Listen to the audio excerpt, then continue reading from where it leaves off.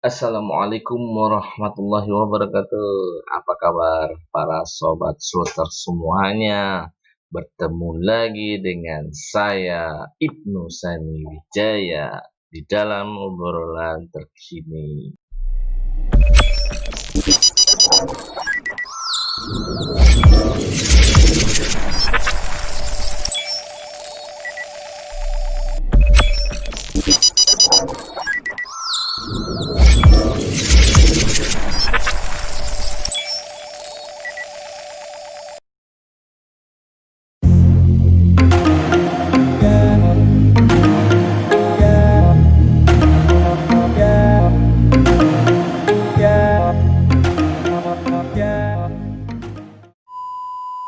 Baiklah para sobat slotter semuanya, pada kali ini untuk video kesempatan kali ini itu saya akan eh, memberikan sebuah pembelajaran online, yaitu di dalam mata kuliah statistik dan probabilitas dengan materi permutasi dan kombinasi.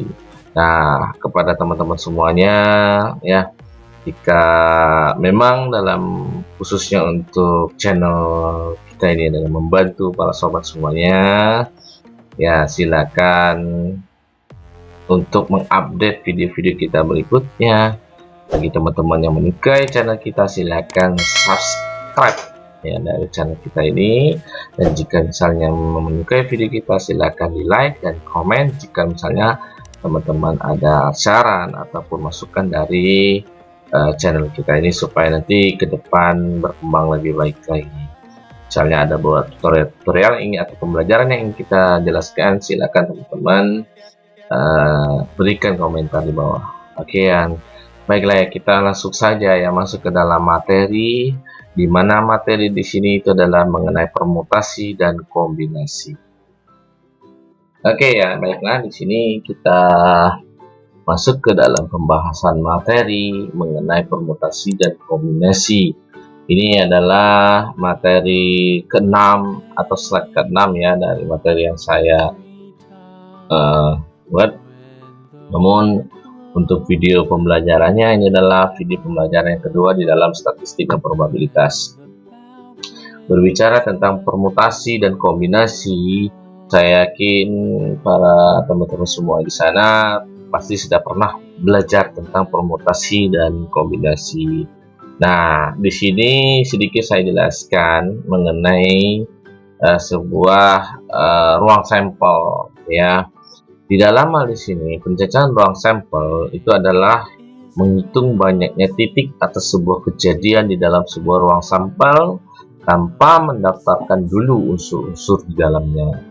Nah, maksud di sini, di dalam kita ingin mencari sebuah peluang atau di sini banyak titik yang akan kita masukkan dalam sebuah kejadian, maka di sini kita mendaftarkan terlebih dahulu beberapa unsur-unsur yang dilakukan di dalam ruang sampel tersebut.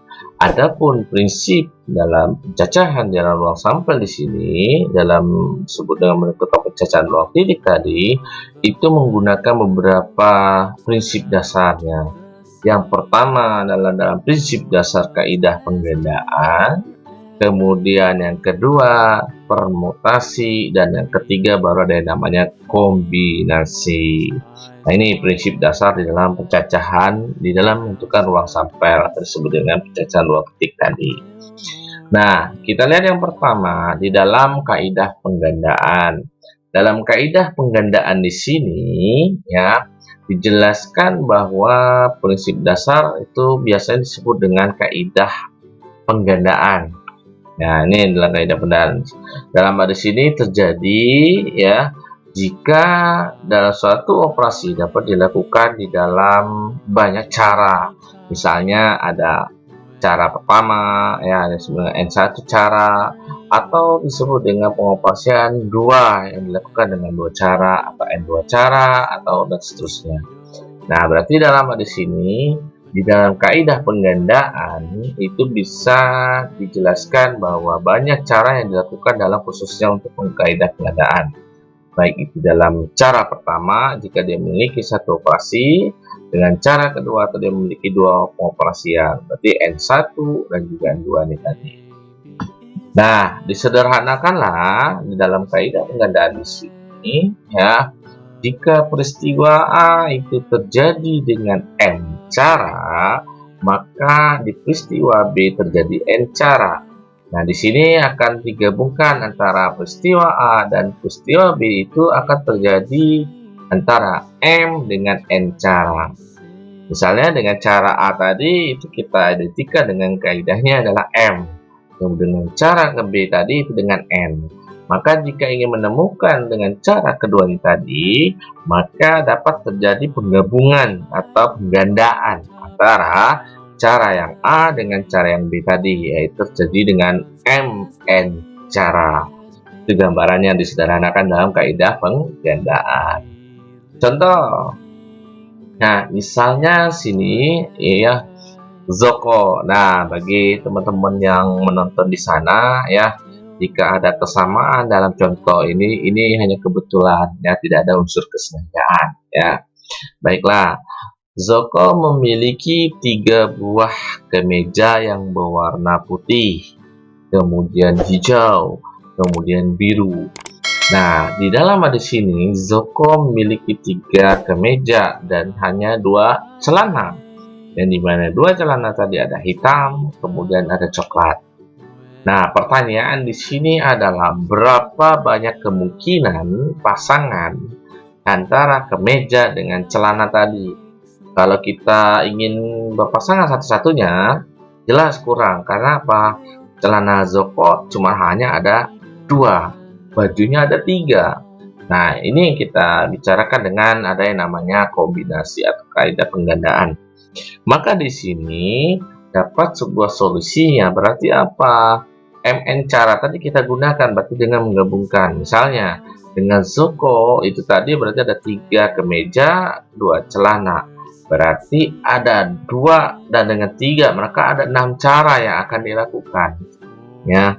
Maka dengan kombinasi atau penggabungan atau penggandaan ya, dalam kaidah penggandaan antara khususnya kemeja biru dengan yang lain celana yang lain tadi, ini akan terjadi ada 6 kemungkinan pasangan kemeja dan celana yang akan digunakan oleh si Zoko.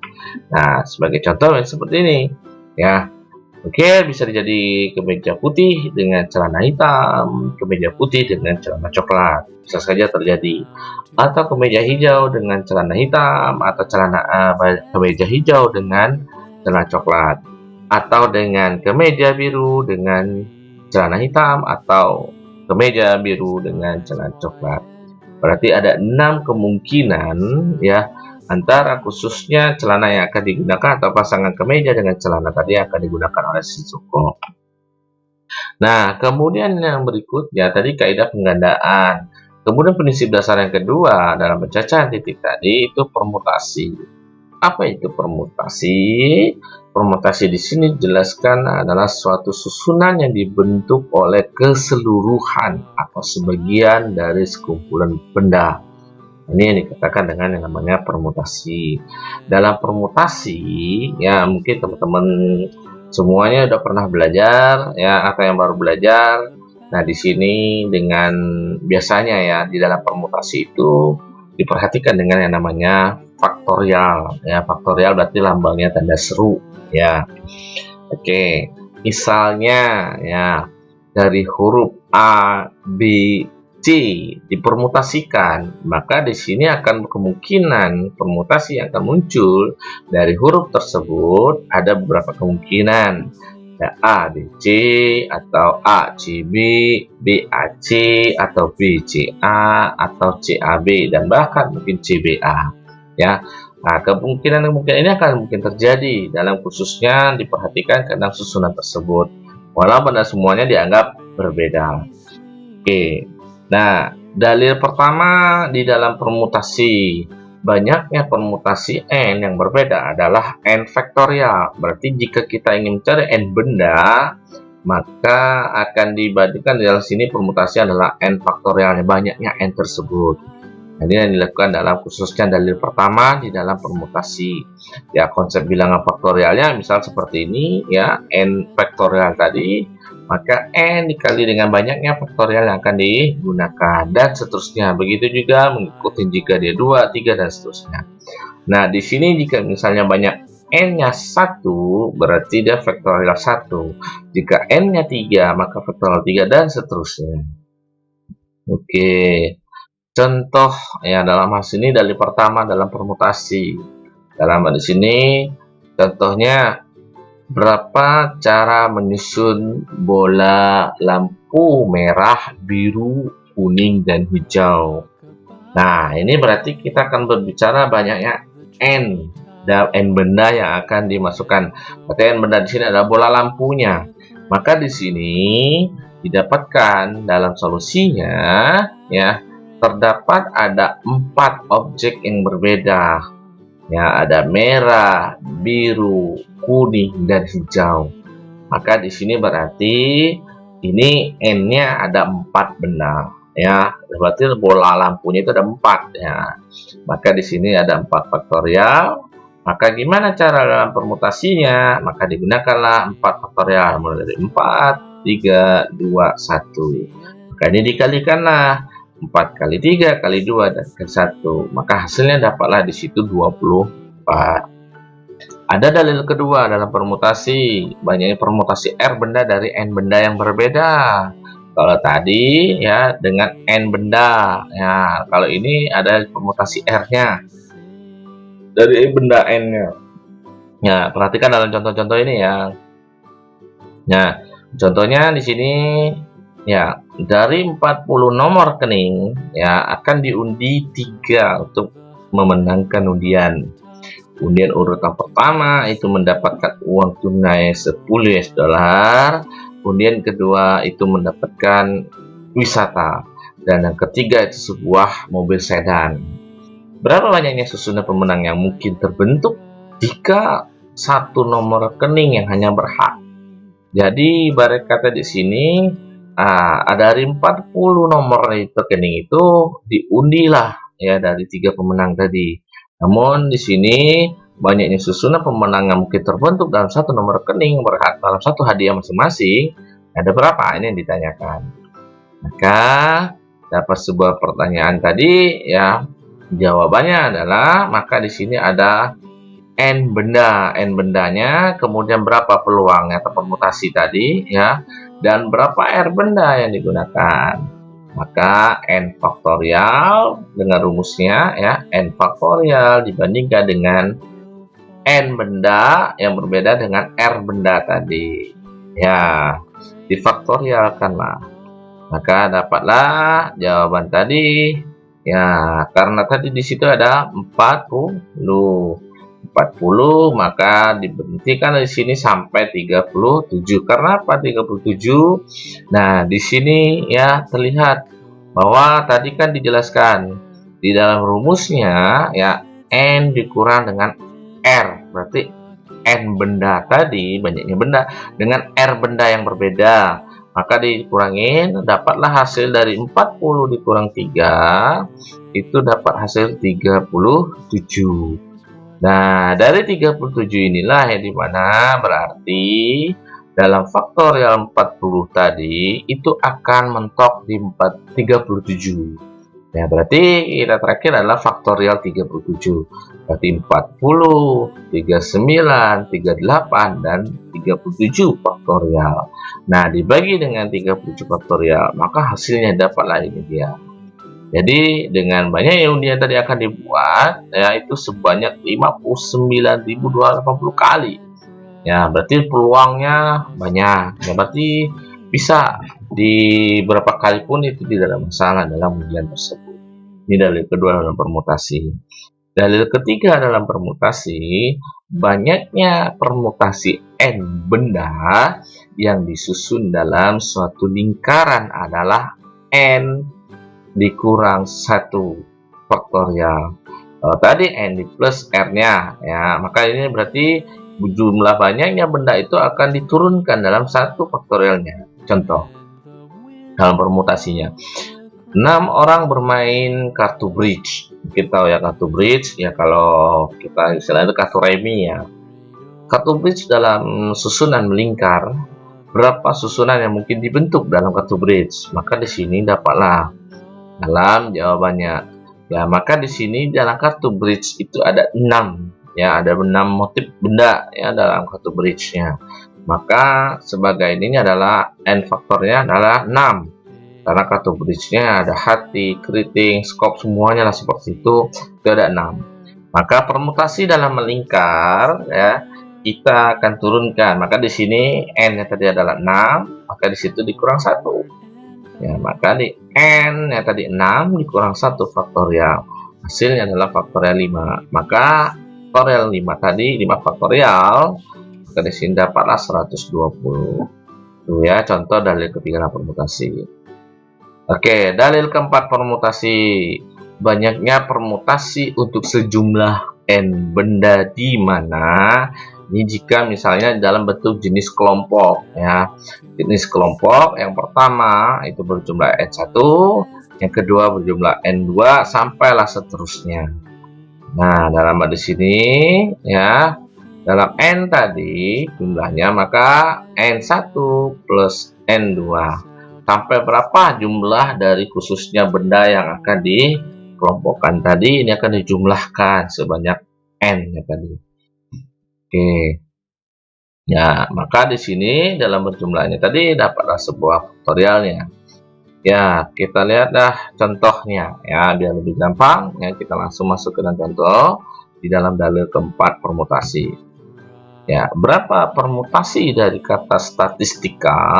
Nah, berarti ini kita berbicara tentang jumlah yang terjadi di dalam pengelompokan ya, dalam pengelompokan dalil ini tadi yaitu permutasinya. Berarti kita berbicara tentang jumlah permutasi dari kata ya, kata statistika. Berarti kita kelompokkan dulu. S-nya ada berapa jumlah N-nya, kemudian T ada berapa, A-nya ada berapa, I-nya ada berapa, K-nya ada berapa. Setelah kita kelompokkan, baru kita lakukan yang namanya permutasinya, faktorial. Oke ya, berarti dapat di sini ya, statistika itu jumlah S-nya ada 1, ada 2, berarti S-nya 2. T-nya ada 1, 2, 3, berarti ada 3 T-nya. Kemudian A-nya ada 1, ada 2, maka A-nya ada 2. Kemudian I-nya ada 1, 2, berarti ada 2 I-nya. Dan K-nya itu ada 1. Maka dapatlah dari N benda yang sudah dikelompokkan tadi, S-nya itu ada 2, T-nya ada 3, A-nya ada 2, I-nya ada 2, dan K-nya ada 1. Gimana solusi berikutnya? Ya udah, tinggal dipermutasikan saja. Berarti dalam jumlah kata statistika itu ada jumlahnya 1, 2, 3, 4, 5, 6, 7, 8, 9, 10. Dari statistika ini jumlah katanya ada 10 kata. Berarti N-nya ada 10. Maka di sini N yang dimasukkan dari ada 10, maka di sini ada 10 faktorial maka digunakan. Nah, barulah nanti kita tinggal menjumlahkan dari hasil pengelompokan kata tadi. Ya, pengelompokan kata dalam permutasi statistika tadi, S-nya ada berapa, T-nya ada berapa, A dan seterusnya ada berapa. Nah, tinggal teman-teman memberikan faktorialnya. 2 faktorial, 3 faktorial, 2 faktorial, 2 faktorial, kemudian ada 1 faktorial tadi.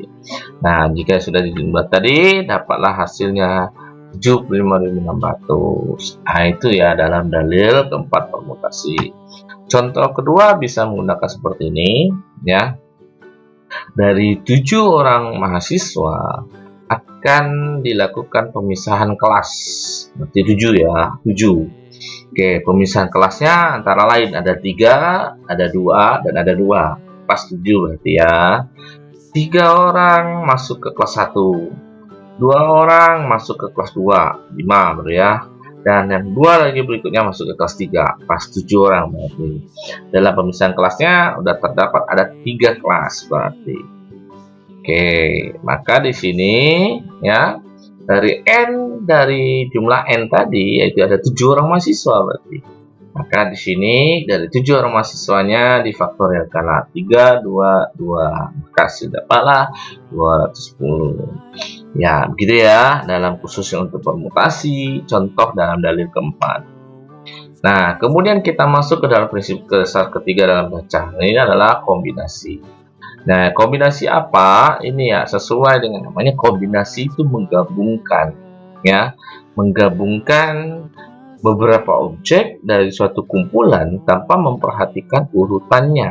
Berarti ini yang namanya kombinasi ya. Ini yang jelas kombinasi dalam menggabungkan. Ya, karena tidak memperhatikan urutan yang dikatakan di sini tadi, maka disinilah letak perbedaan antara kombinasi dengan permutasi. Kalau permutasi tadi harus disesuaikan dengan urutan, sedangkan kombinasi dia tidak berdasarkan dari atau memperhatikan dalam urutannya. Oke. Ya, pada kombinasi ya susunan XY sama saja dengan YX, sama, dibolak-balik sama saja dengan masalah. Sedangkan pada permutasi ya XY dan YX itu berbeda, ya tidak sama. Oke, lambang notasi kombinasi C, kalau permutasi tadi B. Ya, kita lanjut ya. Kita contohkan kombinasi R objek yang dipilih dari N objek adalah susunan R objek tanpa memperhatikan urutan. Ya, misalnya ya, kombinasi 2 ya, kombinasi 2 dari 3 objek. Berarti yang dipakai ada kombinasi 2 antara 3 objek tadi. Maka ada A, B dan C objeknya. Nah, maka di sini dapatlah A dan B ya, A dan B itu bisa ya dikatakan A dan B sama dengan B dan A. Kemudian yang ketiga, ini kita hanya kombinasikan 2 ya, hanya kombinasikan 2 dari 3 objek. Udah 3 objek kita ambil A dan B, atau sebaliknya A dan C, atau sebaliknya B dan C, atau sebaliknya. Ini ya. Jadi dalil pertama dalam kombinasi itu dapatlah sebuah dalil rumusnya ya untuk menentukan dalam kombinasi tadi. Maka ada kombinasi N ya, N objeknya, kemudian berapa susunan R objeknya. Maka di sini dapatlah N faktorial, banyaknya objek yang tercari dengan susunan objek yang akan digunakan. Berapa susunan objeknya? Nah, kemudian dikurangi antara jumlah objek tadi dengan susunan R objeknya. Nah, maka dapatlah dalam sebuah dalil tadi, ya, dari pemilihan dari 3 objek adalah, nah ini dia, ya. Ya, dapat tadi N-nya 3-nya objeknya, N-nya, ya, dan R itu adalah susunan yang dipakai. Susunannya ada 2. Maka ada 3 faktorial. Dan dalam di sini 2 faktorial. Maka di sini tadi kan N dikurang R. Maka N-nya 3, R-nya 2. Berarti di sini 1 faktorial. Dapat dari 1 faktorial ini adalah dari N kurang R faktorial. Hasilnya 3. Ya. Contoh 1 dalam kombinasi. Dari 4 orang anggota partai ribut dan 3 orang anggota dari khususnya partai rakus, hitunglah komisi. Nah, ini berbicara tentang komisi. Ya, mohon maaf bagi para elit politik, para partai, saya tidak menyinggung partai manapun, maka di sini saya masuk dalam khususnya partai ribut. Memang kebanyakan partai di sini banyak ributnya. Ya. Oke, baiklah ya. Di sini ada 4 orang anggota partai ribut dan 3 orang anggota partai rakus. Hitunglah banyaknya komisi yang terdiri dari atas 3 orang dengan 2 orang dari partai ribut dan 1 orang dari partai rakus. Nah, ini maka jawabnya adalah banyak cara dalam memilih 2 orang dari 4 partai tadi, maka bisa dapat caranya di sini. Ada 4 orang. Ini berarti banyaknya ya, banyaknya orang yang akan atau objek yang akan dikombinasikan. Dan di sini itu terdiri dari 2 partai. Ada partai ribut dan ada partai rakus, hanya 2 partai. Nah, memang pada umumnya partai itu kalau nggak ribut ya rakus, ya. Ya, kalau yang setuju dengan saya silakan subscribe ya. Oke, banyak cara dalam memilih dari ya 2 orang dari 4 partai tadi ya. Maka di sini maaf, dari 2 orang partai tadi ya, dari partai yang ribut tadi, maka dapatlah sebuah kombinasinya 4 objek yang digunakan, 2 yang akan disusun. Maka di sini 4 faktorial, ya tadi kan sudah dijelaskan ya. Jadi di sini 4 faktorial dikurang, jadi dapatlah di situ 2 faktorial dan dikali dengan 2 faktorial, hasilnya dapat 6. Ya, jadi ada 6 cara yang digunakan. Oke, banyak cara memilih dalam satu. Kalau tadi banyaknya cara memilih 2, ya, banyaknya cara dalam memilih 2 orang dari 4 orang partai ribut, ya, dari partai ini, maka dapatlah 6 cara. Maka di sini banyak cara memilih dalam satu, ya, hanya memilih 1 dari 3 orang dari partai rakus ada 3 orang. Nah, ini dia, ya. Itu dengan penggunaan yang namanya kombinasi, sehingga banyaknya komisi yang dapat dibentuk dengan 2 orang partai ribut dan 1 orang partai rakus ada 18, karena tinggal dikalikan saja ya, yang cara pertamanya tadi dengan dikalikan cara kedua. Nah, itulah dia dengan contoh yang namanya kombinasi. Oke ya, saya rasa sekian dulu bagi teman-teman ya. Jika memang ada sebuah pertanyaan atau ada sebuah yang mungkin dari benak teman-teman yang kurang dipahami, silakan aja teman-teman masukkan di deskripsi atau di Instagram saya ya. Jika ada ingin ditanya-tanyakan, silakan dimasukkan ke dalam komentar. Insya Allah saya akan reply back ya secepat mungkin, supaya bisa teman-teman juga belajar bersama dengan saya. Dalam hal di sini saya juga dalam proses pembelajaran ya. Nah, bagi teman-teman khususnya mahasiswa saya di sana ya, jika kalian ada yang mau tanyakan, kalian langsung saja kontak saya. Dan pastinya di sini dalam tahap pembelajaran statistik dan probabilitas ini masih dalam tahapan dasar. Masih banyak yang perlu kita pelajari lagi.